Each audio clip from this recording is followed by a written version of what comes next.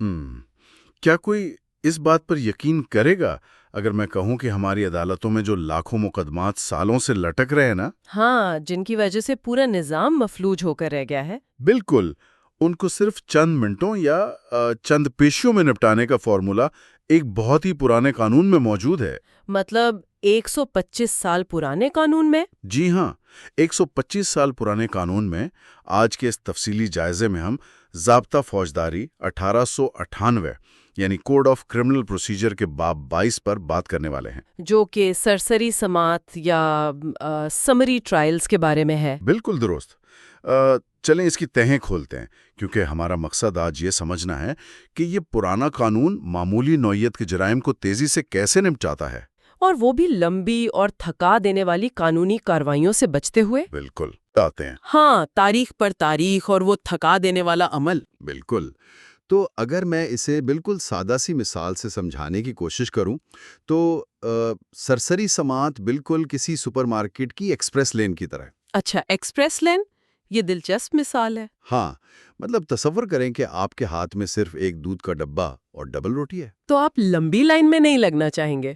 بالکل، آپ کو اس لمبی لائن میں لگنے کی ضرورت نہیں جہاں لوگوں کی ٹرالیاں مہینے بھر کے راشن سے بھری ہوئی ہیں۔ صحیح، آپ سیدھا ایکسپریس لین میں جاتے ہیں اور کاؤنٹر پر 2 منٹ لگتے ہیں اور آپ باہر آ جاتے ہیں۔ عدالتی نظام میں بھی یہ ایکسپریس لین موجود ہے۔ اور یہاں جو بات سب سے زیادہ حیران کن ہے نا، وہ یہ ہے کہ قانون بنانے والوں نے آج سے 1.25 صدی پہلے ہی یہ بھانپ لیا تھا کہ ہر مقدمے کو ایک ہی طویل عمل سے گزارنا غیر عملی ہے۔ بالکل غیر عملی ہے، بلکہ اس سے تو پورے نظام کا پہیہ ہی جام ہو سکتا ہے۔ انصاف کی فراہمی میں وقت محض ایک پیمانہ نہیں ہے، صحیح۔ وہ بذات خود انصاف کا حصہ ہے۔ جی، وہ بذات خود انصاف کا ایک لازمی جز ہے۔ اگر محلے میں ہونے والے ایک معمولی جھگڑی کو حل کرنے میں 3 سال لگ جائیں تو فیصلہ چاہے جو بھی آئے وہ عمل خود ایک سزا بن جاتا ہے۔ بالکل، میں یہی کہنے والی تھی۔ باب 22 کے ذریعے قانون نے دراصل رفتار اور انصاف کے درمیان ایک بہت ہی محتاط توازن قائم کیا ہے۔ مطلب عدالتی مشینری کو روزمرہ کے چھوٹے معاملات میں الجھنے سے بچایا جائے۔ جی، تاکہ جج اپنا قیمتی وقت اور توانائیاں ان سنگین مقدمات پر صرف کر سکیں جو واقعی تفصیلی غور و خوض مانگتے ہیں۔ بالکل، اور ہم سب جانتے ہیں کہ وہ بھاری بھرکم مقدمات کتنے وسائل کھا جاتے ہیں۔ تو اس سپر مارکیٹ کی ایکسپریس لین والی مثال کو ہی آگے بڑھاتے ہیں۔ جی بتائیں۔ جب ایک لین اتنی تیز چل رہی ہے تو ظاہر ہے ہر کوئی اسی میں گھسنے کی کوشش کرے گا۔ ہاں، یہ تو انسانی فطرت ہے۔ ہم نے اکثر دیکھا ہے کہ لوگ بھری ہوئی چھولی لے کر بھی ایکسپریس کاؤنٹر پر بحث کر رہے ہوتے ہیں کہ ہمارا بل کر دیں۔ بالکل ایسا ہی ہوتا ہے۔ اس رفتار راستہ ہر جج کے لیے نہیں کھولا۔ ہاں، بالکل نہیں کھولا۔ اس میں واضح طور پر لکھا ہے کہ صرف درجہ اول کے مجسٹریٹس یا صوبائی حکومت کی طرف سے خاص طور پر اختیار یافتہ بینچ ہی یہ سماعت کر سکتے ہیں۔ بالکل صحیح کہا آپ نے۔ تو اس کا سیدھا سا مطلب یہ ہے کہ تیز رفتاری کے لیے وہ صرف انتہائی تجربہ کار ڈرائیورز پر بھروسہ کر رہے ہیں، درست؟ جی، آپ کا یہ نتیجہ بالکل منطقی ہے۔ یہ کوئی عام راستہ نہیں ہے۔ تو اس میں خطرہ زیادہ ہوتا ہے۔ جی، چونکہ سرسری سماعت ایک ایسا تیز رفتار عمل ہے جس میں کئی روایتی قانونی تقاضوں کو بائی پاس کیا جاتا ہے۔ مطلب کاغذی کارروائی کم کی جاتی ہے۔ ہاں، تو اس لیے غلطی کا امکان بڑھ جاتا ہے۔ قانون یہ خطرہ مول نہیں لے سکتا کہ ایک ناتجربہ کار جج اس شارٹ کٹ کا استعمال کرے اور کسی کے بنیادی حقوق سلب کر لے۔ اچھا، جو حقائق کے سرسری جائزے سے ہی مقدمے کی نوعیت کو سمجھ لیتے ہیں۔ جی بالکل، انہیں گواہوں کے لمبے چوڑے بیانات سنے بغیر ہی اندازہ ہو جاتا ہے۔ یہ بات تو سمجھ میں آتی ہے۔ اب اگر ڈرائیورز طے ہو گئے ہیں تو سوال یہ پیدا ہوتا ہے کہ ان کی گاڑیوں میں سامان کون سا ہے؟ یعنی کن جرائم کو اس ایکسپریس ٹرین میں لایا جا سکتا ہے؟ بالکل، جب ہم فہرست دیکھتے ہیں تو اس میں ایسے جرائم شامل ہیں جن کی سزا 6 ماہ سے زیادہ نہ ہو۔ صحیح۔ اس کے علاوہ ناپ تول کے جرائم یا معمولی نوعیت کی چوٹ جسے قانونی زبان میں ہرٹ کہتے ہیں۔ اور ایک اور چیز بھی ہے اس میں۔ ہاں، ایک بہت ہی دلچسپ چیز جو مجھے اس فہرست میں نظر آئی وہ ہے مویشیوں کے تجاوزات یا کیٹل ٹریسپاس۔ جی بالکل۔ مجھے ایک لمحے کے لیے ہنسی آ گئی، مطلب گائے بھینس کا تجاوزات۔ آج کے دور میں تو یہ واقعی مزاحیہ لگتا ہے۔ ہاں، لیکن پھر میں نے سوچا کہ 1898 کے زرعی معاشرے میں اگر کسی کی گائے پڑوسی کے گندم کے کھیت میں گھس کر فصل اجاڑ دے تو یہ کوئی معمولی بات نہیں تھی۔ بالکل، یہ تو خاندانی دشمنیوں کا سبب بن جاتا ہوگا۔ آپ نے اس دور کی نبض پر ہاتھ رکھا ہے۔ کیٹل ٹریسپاس ایکٹ 1871 کا حوالہ اس بات کی زبردست یاد دہانی ہے۔ کہ قانون ہمیشہ اپنے معاشرے کی عکاسی کرتا ہے۔ بالکل، اس وقت برصغیر کی معیشت کا دارومدار ہی زراعت اور مویشیوں پر تھا نا؟ تو ایک کسان کے لیے تو اس کی فصل کا نقصان زندگی اور موت کا مسئلہ تھا۔ جی، ان تنازعات کو اگر عام عدالتوں کے طویل چکروں میں ڈال دیا جاتا تو دیہاتوں کا امن تباہ ہو جاتا۔ صحیح، انہیں موقع پر ہی حل کرنے کی ضرورت تھی۔ اس کے علاوہ سیکشن 261 کے تحت صوبائی حکومت ہائی کورٹ کی سفارش پر درجہ دوم اور سوم کے میجسٹریٹس کے بینچ کو بھی اختیار دے سکتی ہے۔ اچھا، درجہ دوم اور سوم کو بھی کن جرائم کے لیے؟ کچھ مخصوص روزمرہ کے چھوٹے جرائم کے لیے، مثلا میونسپل قوانین کی خلاف ورزیاں، جیسے کچرا پھینکنا یا تجاوزات قائم کرنا۔ بالکل، یا وہ معمولی جرائم جن کی سزا صرف جرمانہ یا 1 ماہ تک کی قید ہو۔ یہ وہ معاملات ہیں جن پر ریاست کے وسائل ضائع نہیں ہونے چاہیے۔ لیکن یہاں آ کر بات واقعی بہت دلچسپ ہو جاتی ہے، کیونکہ جب ہم چوری یا جائیداد میں خرد برد والے جرائم کو دیکھتے ہیں، جی، چوری شدہ جائیداد رکھنے جیسے جرائم، ہاں، تو قانون نے ایک لکیر کھینچ دی ہے۔ مسروقہ جائیداد کی مالیت 10,000 روپے سے زیادہ نہیں ہونی چاہیے۔ بالکل، 10,000 کی حد ہے۔ اب ذرا رک کر سوچئے، آج کے دور میں 10,000 روپے کچھ بھی نہیں ہے۔ ایک اچھا سمارٹ فون 50,000 کا آتا ہے۔ اگر کوئی کسی کی پرانی سائیکل بھی چرا لے تو وہ 10,000 سے اوپر کی بن جاتی ہے۔ بالکل صحیح کہہ رہے ہیں آپ۔ تو کیا اس کا مطلب یہ ہے کہ آج کے دور میں تقریباً ہر چوری کا کیس اس ایکسپریس لین سے باہر نکل جائے گا اور مین ٹریفک جیم میں پھنس جائے گا؟ ہاں، کیا 1898 میں طے کی گئی یہ رقم آج کے نظام کا گلا نہیں گھونٹ رہی؟ اگر ہم اسے وسیع تر تناظر میں دیکھیں نا، جی، تو آپ نے ہمارے موجودہ عدالتی بحران کی ایک بہت بڑی وجہ کی نشاندہی کر دی ہے۔ واقعی؟ جی، قانون سازی کے وقت یقیناً 10,000 روپے کی مالیت آج کے کروڑوں روپے کے برابر تھی۔ بالکل، اس وقت کے حساب سے تو یہ حد انتہائی معقول تھی۔ لیکن وقت گزرنے کے ساتھ اور ہوش ربا مہنگائی کے باعث یہ رقم آج کے معاشی حقائق کے سامنے ایک مذاق بن کر رہ گئی ہے۔ ہاں، کیونکہ بنیادی فلسفہ تو یہ تھا چھوٹی مالیت کے کیسز جلدی نمٹائے جائیں۔ بالکل، لیکن چونکہ مالیت کے ہندسے کو قانون میں پتھر پر لکیر بنا دیا گیا اور اسے معاشی اشاریوں یا افراط زر کے ساتھ منسلک نہیں کیا گیا، جی، تو اس لیے آج عملی طور پر ایک معمولی موبائل فون کی چوری کا مقدمہ بھی سرسری سماعت کے دائرے سے باہر ہو جاتا ہے۔ اور اسے سالوں تک چلنے والے عام ٹرائل سے گزرنا پڑتا ہے۔ بالکل، اس سے یہ ثابت ہوتا ہے کہ قانون کو زندہ رکھنے کے لیے اسے مسلسل اپ ڈیٹ کرنا کتنا ضروری ہے۔ تو اس سب کا اصل مطلب کیا ہے؟ مطلب ہمارا نظام ایک پرانی گھڑی کی طرح ہے جس میں وقت تو چل رہا ہے لیکن سوئیاں اٹک گئی ہیں۔ یہ بہت زبردست تشبیہ دی آپ نے۔ خیر، واپس اپنے موضوع کی طرف آتے ہیں۔ ہم نے طے کر لیا کہ ایکسپریس لین میں کون جائے گا۔ جی، جرائم کی حدود ہم نے سمجھ لیں، لیکن جب آپ ہائی وے پر تیز رفتار ڈرائیونگ کر رہے ہو نا، تو مضبوط بریکس کا ہونا سب سے اہم ہوتا ہے۔ ورنہ حادثہ تو یقینی ہے۔ بالکل، تو ایک ملزم جس پر ابھی جرم ثابت نہیں ہوا، اس کے حقوق کا کیا ہوگا؟ یہ بہت اہم پہلو ہے۔ مطلب اگر نظام اتنی تیزی سے فیصلے کر رہا ہے تو کیا کوئی جج جلد بازی میں آ کر کسی کو لمبی جیل نہیں بھیج سکتا؟ نہیں، قانون اس خطرے سے پوری طرح آگاہ ہے۔ وہ اندھا دھند رفتار پر یقین نہیں رکھتا۔ اچھا، تو کیا بریکس لگائے گئے ہیں؟ اسی لیے اس نے نظام کے اندر ہی طاقتور ایمرجنسی بریکس نصب کر دیے ہیں۔ سیکشن 262 کو دیکھیں ذرا۔ سیکشن 262، ہاں، اس میں کیا ہے؟ یہ سیکشن جج کی سزا دینے کی طاقت پر ایک بہت کڑی پابندی لگاتا ہے۔ اچھا، وہ پابندی کیا ہے؟ سرسری سماعت کے تحت کوئی بھی میجسٹریٹ 3 ماہ سے زیادہ قید کی سزا کسی صورت نہیں سنا سکتا۔ ارے واہ، صرف 3 ماہ؟ جی بالکل، بھلے ہی وہ جرم جس کی وہ سماعت کر رہا ہے عام حالات میں 2 سال یا 3 سال تک کی سزا کا متقاضی کیوں نہ ہو۔ لیکن اگر عدالت نے سرسری سماعت کا راستہ چنا ہے تو 3 ماہ سے اوپر 1 دن کی قید بھی نہیں دی جا سکتی۔ 1 دن کی بھی نہیں۔ ہاں، یہ دراصل ریاست کی طرف سے ایک سمجھوتا ہے۔ مطلب رفتار کے بدلے میں سخت سزا کے حق سے دستبرداری۔ بالکل صحیح سمجھا آپ۔ واہ، یہ تو ایک زبردست حفاظتی اقدام ہے.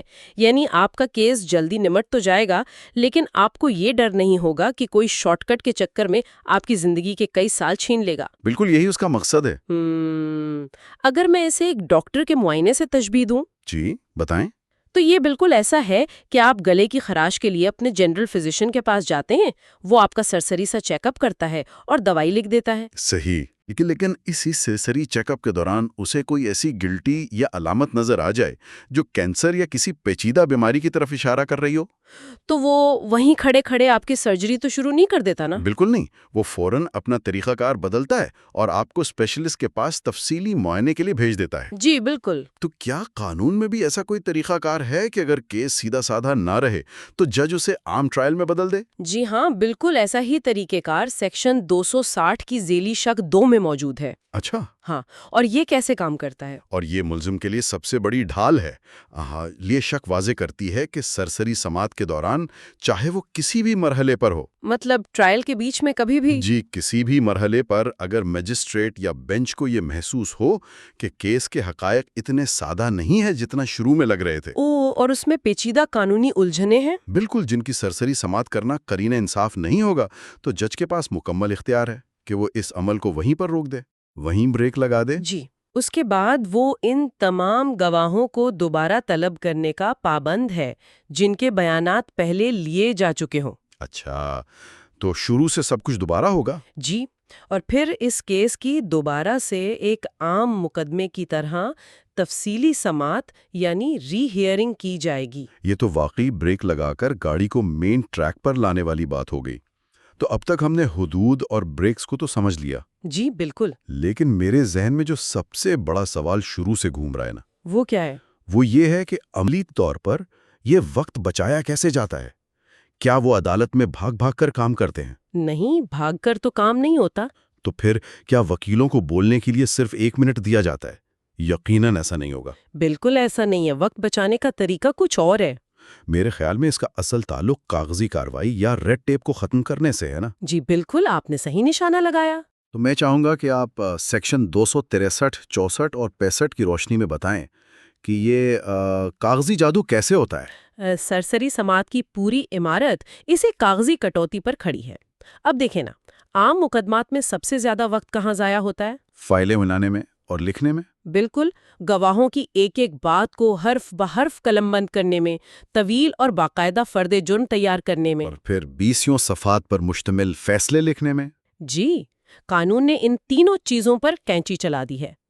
سیکشن 263 ان مقدمات سے نمٹتا ہے جن میں فیصلے کے خلاف اپیل کا حق نہیں ہوتا. اچھا، ناقابل اپیل کیسز. بالکل، ایسے کیسز میں جج کو گواہوں کے مکمل بیانات ریکارڈ کرنے کی قطعی ضرورت نہیں ہے.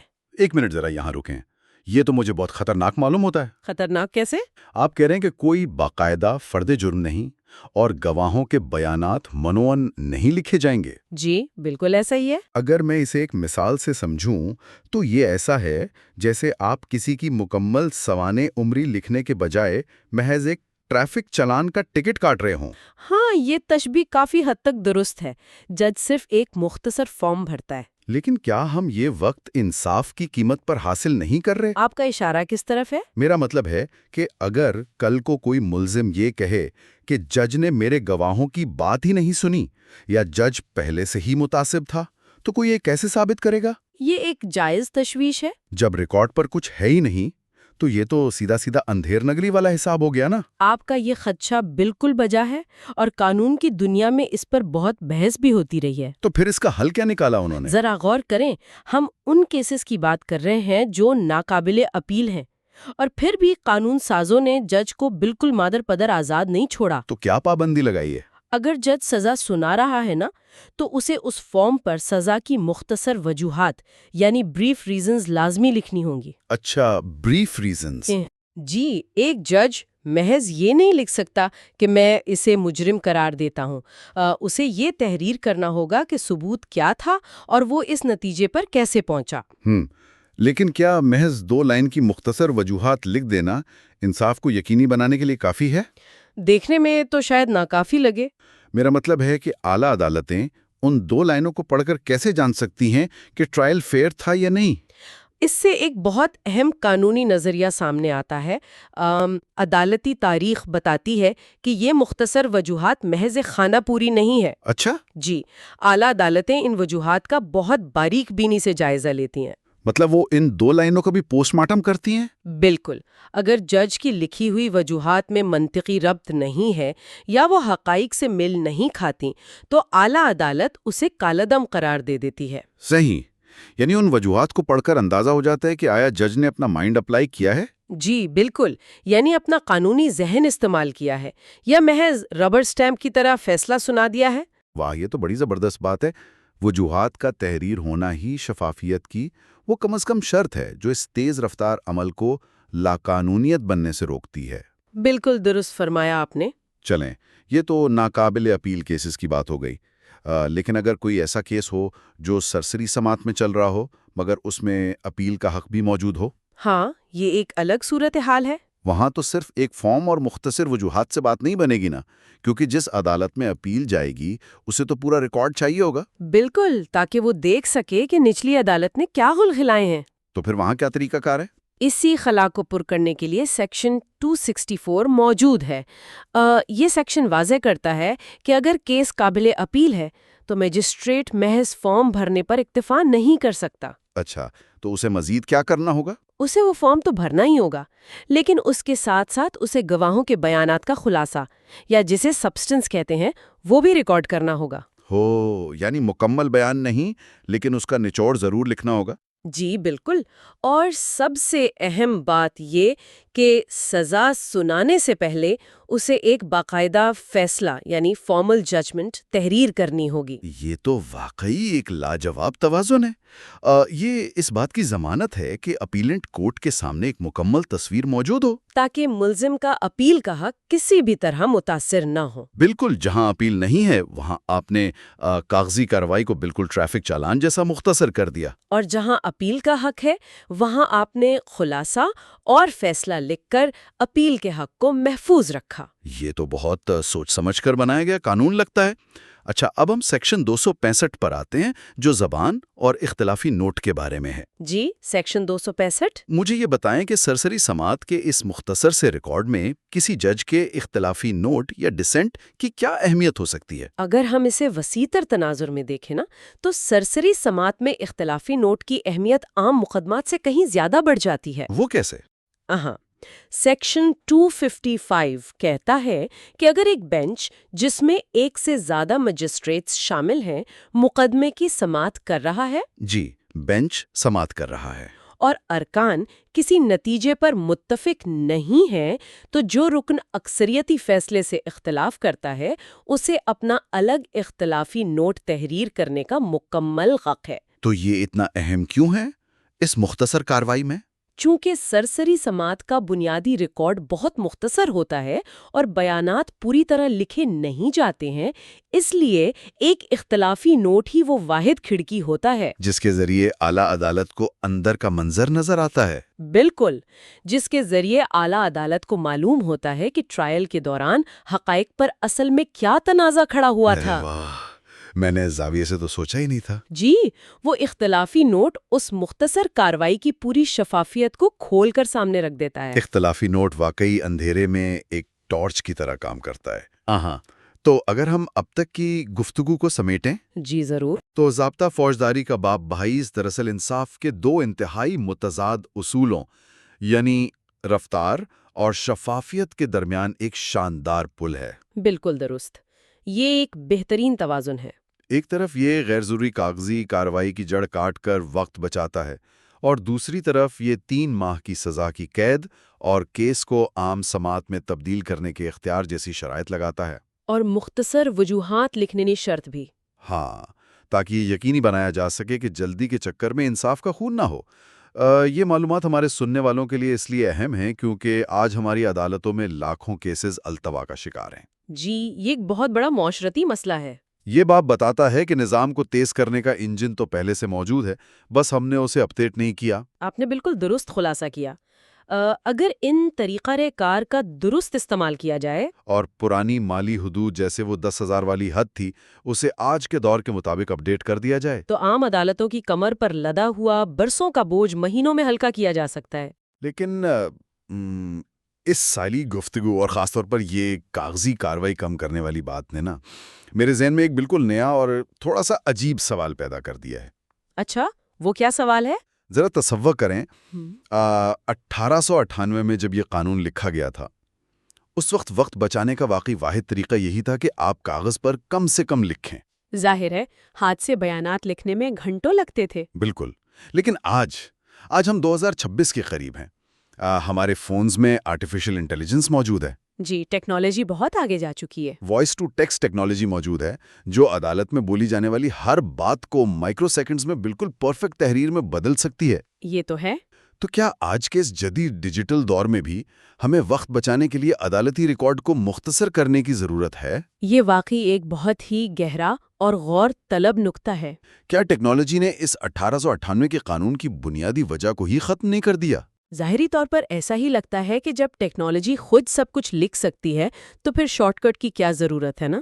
بالکل، میری بھی یہی سوچ ہے۔ لیکن اگر ہم اسے عدالتی نفسیات کے پہلو سے دیکھیں تو ٹرائل کا وقت صرف وہ نہیں ہوتا جو کمرہ عدالت میں گزرتا ہے۔ تو پھر اصل مسئلہ کیا ہے؟ اصل مسئلہ جج کی ذہنی مشقت یا جسے کوگنیٹو لوڈ کہتے ہیں اس کا ہے۔ اگر اے آئی نے گواہوں کے بیانات کے 50 صفحات منٹوں میں ٹائپ کر بھی دیے تو جج کو وہ سب پڑھنا تو پڑے گا۔ بالکل، جج کو فیصلہ سنانے سے پہلے ان 50 صفحات کو پڑھنا، سمجھنا اور ان کا تجزیہ کرنا تو پڑے گا نا۔ ٹیکنالوجی ٹائپنگ کا وقت تو بچا لے گی لیکن وہ فیصلہ سوچنے کا وقت نہیں بچا سکتی۔ ہاں، لیکن میں اسے پوری طرح متفق نہیں ہوں۔ اچھا، کیوں؟ اب دیکھیے نا، اگر اے آئی 50 صفحات لکھ سکتی ہے تو وہی اے آئی ان 50 صفحات کا ایک صفحے کا انتہائی درست خلاصہ بھی تو بنا کر جج کے سامنے رکھ سکتی ہے۔ یہ بات تو آپ کی ٹھیک ہے۔ ہم وہ منزل کیوں نہیں حاصل کر سکتے جہاں ہمیں سرسری سماعت کی ایکسپریس لین والی رفتار بھی ملے اور ساتھ ہی کلاؤڈ سرور پر ہر ایک لفظ کا 100% تفصیلی ریکارڈ بھی موجود ہو؟ یعنی دونوں چیزیں ایک ساتھ؟ بالکل۔ اگر کل کو کوئی مسئلہ بنے تو اعلیٰ عدالت صرف مختصر وجوہات پر انحصار کرنے کے بجائے اے آئی کی بنائی ہوئی مکمل آڈیو یا ٹرانسکرپٹ سن لے۔ یہ تو ایک انقلابی سوچ ہے۔ ہم ٹیکنالوجی اور 1898 کے قانون کو ملا کر ایک سپر سسٹم بنا سکتے ہیں نا؟ میں تسلیم کرتی ہوں کہ یہ ایک زبردست امکان ہے اگر ہم ٹیکنالوجی کو صرف ایک ٹائپسٹ کے طور پر نہیں بلکہ ایک اسسٹنٹ کے طور پر استعمال کریں تو ہم واقعی رفتار اور 100% شفافیت دونوں ایک ساتھ حاصل کر سکتے ہیں۔ جی، یہ ایک ایسا ارتقا ہوگا جو شاید 1898 کے قانون سازوں کے وہم و گمان میں بھی نہ ہو۔ بالکل۔ لیکن یہ آج کے قانون دانوں کے لیے ایک بہت بڑا چیلنج اور موقع ضرور ہے۔ ہمیں اپنی سوچ کے زاویے بدلنے کی ضرورت ہے۔ کیا ہم پرانے قانونوں کے محتاج رہیں گے یا ٹیکنالوجی کو استعمال کر کے عدالتی نظام کو 21ویں صدی میں لے کر آئیں گے؟ یہ ایک ایسا سوال ہے جس پر قانون سازوں کو ضرور غور کرنا ہوگا۔ جی، آنے والے وقتوں میں قانون سازوں، ججوں اور ہم سب کو ضرور غور کرنا ہوگا۔ آج کے اس تفصیلی جائزے میں ہم نے رفتار اور انصاف کے حیرت انگیز سفر کو سمجھنے کی کوشش کی، اور امید ہے کہ اس سے بہت سے نئے پہلو سامنے آئے ہوں گے۔ بالکل۔ اس گفتگو سے جڑے رہنے کا بہت شکریہ اور اگلی دفعہ تک کے لیے سوچتے رہیے اور سوال اٹھاتے رہیے۔ You are watching Legal Gupshup and GK with MD, your source for legal, historical, and breaking news. Don't forget to like, subscribe, and share for more informative content.